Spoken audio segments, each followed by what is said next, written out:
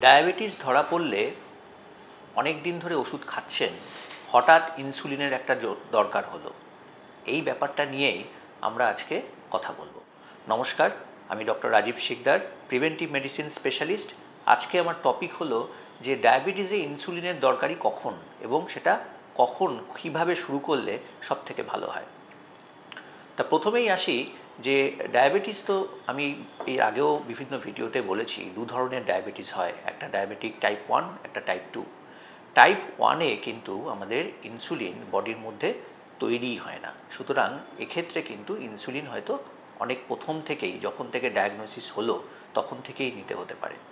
Type 2 যেটা আমাদের maximum লোকজনের ধরা পড়ে 40-এর পরে, বা এখন 40ও বলা যাবে না, এখন অনেক আগেও ধরা পড়তে পারে, সেক্ষেত্রে কিন্তু আমাদের বডিতে অবশ্যই ইনসুলিন তৈরি হয়, কিন্তু সমস্যাটা হয় ইনসুলিনের এর পরের পার্টে, মানে ইনসুলিন মেটাবলিজম কেমন হচ্ছে, মানে ইনসুলিন যে কাজটা করে সেই কাজটা কতটা ভালোভাবে করতে পারছে।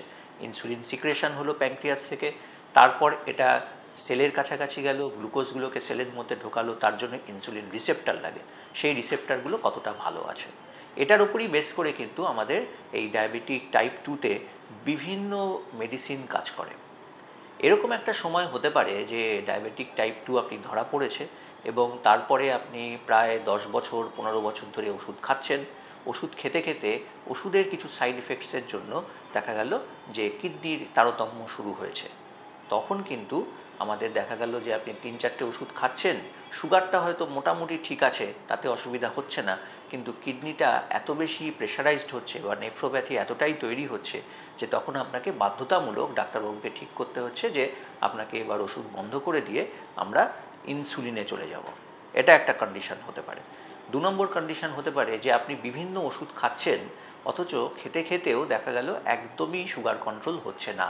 আপনি যখনই সুগার দেখছেন তখনই দেখা যাচ্ছে যে HbA1c প্রায় 9-এর ওপর চলছে, আপনার ফাস্টিং হয়তো 200-র ওপর থাকছে, পিপি হয়তো 300-র ওপর থাকছে, কোনোটাতেই আপনি কন্ট্রোল পাচ্ছেন না।